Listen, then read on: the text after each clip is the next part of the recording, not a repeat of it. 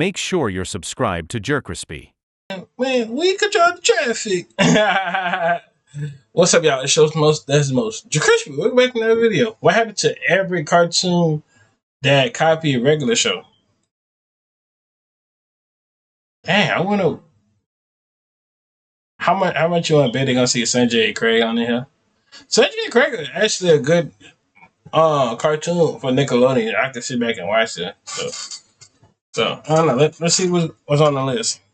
The regular show wasn't just a weird cartoon, it was a cultural reset. Its strange mix of slackers, surreal comedy, and cosmic level chaos made it an instant classic. And we all know when something hits that hard. Hold on.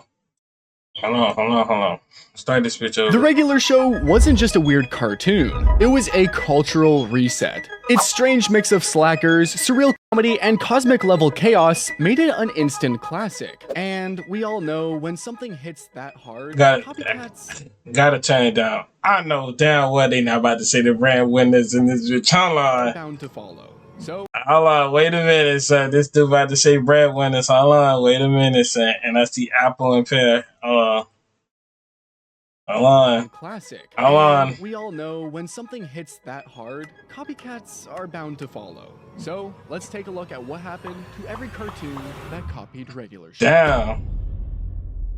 The first copycat came in 2013 when rival studio Nickelodeon dropped Sanjay and Craig. On the surface, it's about a boy and his talking snake, but really, it's just bootleg Mordecai and Rigby in disguise.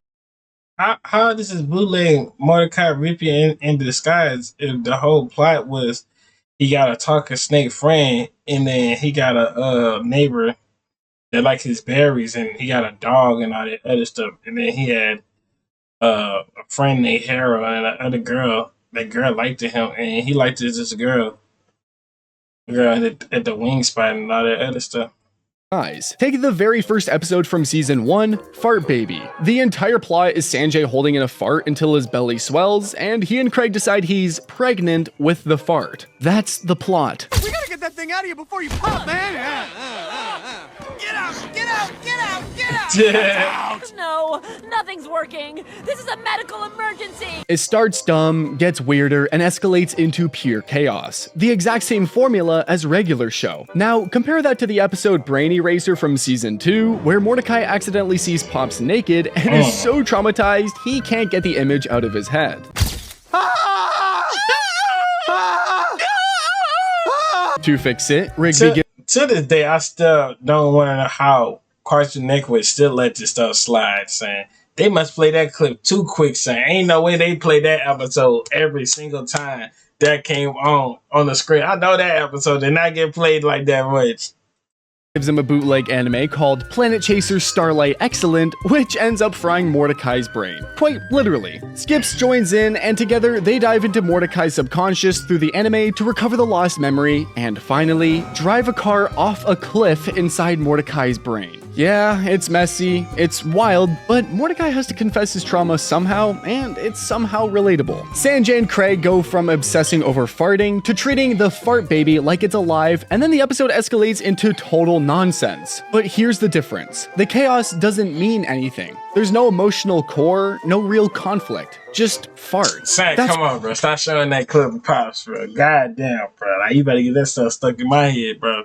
Why the audience never really connected. It lasted 3 seasons, then disappeared, just like Sanjay's fart. At least they had Snoop Dogg on here, though. Low key. That was actually a good thing to get. But Nickelodeon wasn't done chasing regular shows lightning. In 2014, they dropped Breadwinners. Hey! Breadwinners is actually a good ass show. I don't know why people don't like Breadwinners and Sanjay and Craig. That's actually a good show. Then hold on, wait a minute. What year's Fanboy Chop Chop came out then? Huh? Did Fanboy Chop Chop came out before regular show? I'm gonna do my research on that later. Waysway and Badooz delivering bread in a rocket van and getting into all sorts of ridiculous adventures. Sound familiar? That's basically Mordecai and Rigby in the golf cart refeathered. Episodes like Thug Loaf take bread and turn it into a gangster story. The same mundane food becomes epic setup as Sandwich of Death. Is that your sensei? Yes, and that sandwich right there is the sandwich of life. Dude, what Which the one? fuck? There's two. Sandwich of death. Is that your sin? Anyways, I don't know what the fuck was going on with Lightning. this. In 2014, they dropped Breadwinners. Two Duck Bros, Sway Sway and Badoost, delivering bread in a rocket van and getting into all sorts of ridiculous adventures. Sound familiar? That's basically Mordecai and Rigby in the golf cart refeathered. Episodes like Thug Loaf take bread and turn it into a gangster story. The same mundane food becomes epic setup as Sandwich of Death. Is that your sin? Yes, and that sandwich right there is the sandwich. Life. Which one? There's two of them. It's the one on the organic multigrain. Opposite, we have the deadliest sandwich known to man. Ah, The man. double death sandwich. Or From Bad to Nurse, where their goal was to provide medical assistance, or breadside care, to their most important customer,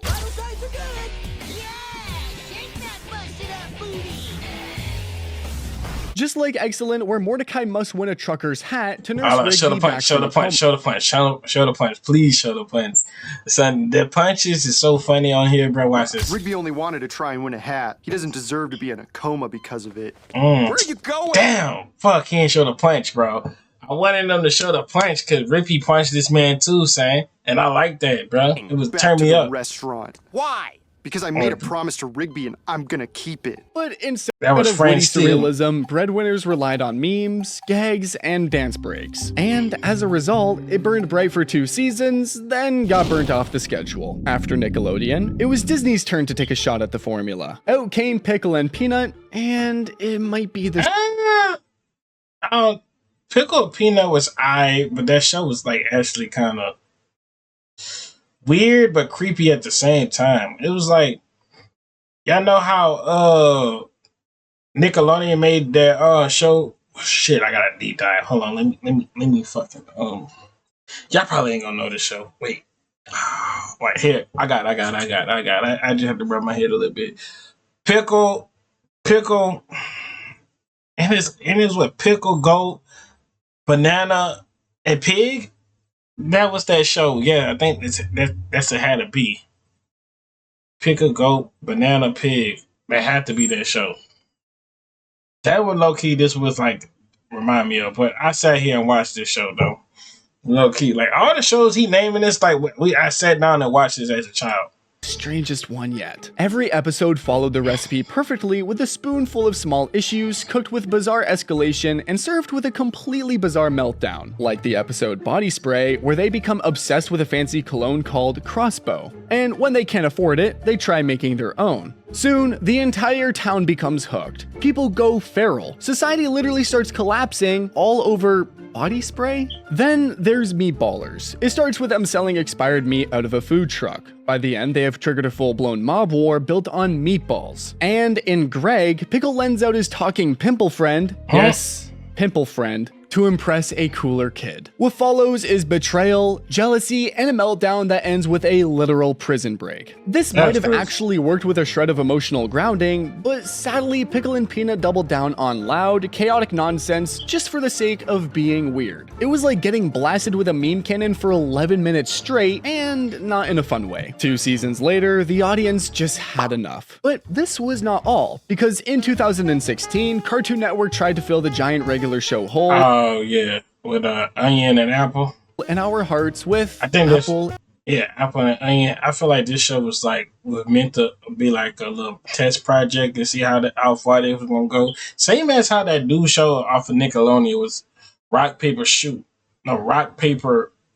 and scissors. Like I don't know. This was like a mini show. They probably just paid them to see how far this show was gonna go. An onion. At first glance, it isn't a regular show clone, but instead a show about talking food living in a big city. But when you take a closer look at the episodes, the DNA is still the same. 2 oddballs, a small problem, and wild escalation. In episode 3 from season 1, named Tips, Apple and Onion want to go on a hot air balloon ride only to realize they don't have enough money. They work tirelessly in Pizza's diner to make $200 in tips. No more mistakes going forward. Thank you very much. Don't mention it. Have some tips. Making those tips all day long. But hold on, remember when Mordecai and Rigby worked all night for concert tickets? Yeah, concert tickets by a coffee. And what that nigga did say? He was like, what that nigga said? Coffee. On some shit like that, son.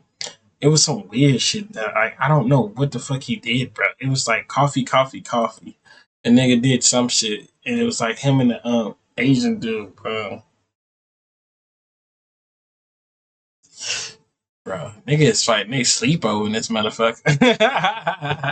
Yeah. Coincidence? I think not. Then there is the episode Falafel Goes to Jail from season 2, where Falafel is arrested for a string of alleged headset robberies, and Apple and Onion refuse to let their friends rot in jail. What starts as a low-key attempt to rescue Falafel turns into a full-blown wreck when the duo drags the entire prison cell using a stolen tractor, with Falafel still inside. The Falafel headphone thief story continues to unfold. Aerial footage clearly shows Apple and Onion using agricultural property, My tractor! to damage public property A jail! in an attempt to break out their master and overlord, the infamous Falafel. And I'm the one that caught it. And I'm gonna catch you too! And by the end of the Chicken episode, Apple and Onion are wanted criminals themselves. Both the shows had eccentric duos and plenty of weirdness, but Apple and Onion leaned more towards a wholesome sitcom vibe than Mordecai and Rigby's surreal mayhem. It was cute, it was quirky, and it had fans, but unlike the regular show, it never became iconic. After 2 seasons, Cartoon Network quietly wrapped it up, and the world moved on. And then there's Close Enough. Well, this is by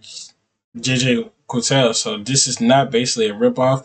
This is basically the same character. He just wanted to do like a little mini project of this, so you can take this off the list and stuff like that. And I don't even think the other ones is off the list either. But hey, whatever. Was not a knockoff. It came from the regular show's creator, J.G. Quintel himself. Same vibes, same escalation, but this time, the problem wasn't slacking off at work. It was juggling marriage, parenting, and barely holding it together in their 30s. Like in Time Hooch from season 2, Josh and Alex travel back in time to fix Alex's broken relationship with Bridget using magic moonshine, of course. Then there's The Perfect House from season 1, where Emily gets addicted to touring open houses as a way to escape her crumbling home life, and reality starts to slip. It had the same absurdism, but without the same heart. Regular show worked because of its character. That was Arthur in the mix right there? Hold on. Foreshadowing Arthur in this movie? Her crumbling home life, and reality starts to slip. It had the same absurdism, but... And that is Arthur. And that's the fox with socks. That's the books. Oh, crazy. Without the same heart. Regular show worked because of its characters. Mordecai, Rigby, Skips, and even Benson, they were weird, flawed, and genuinely fun to watch. Yeah, it was funny to watch Pop saying...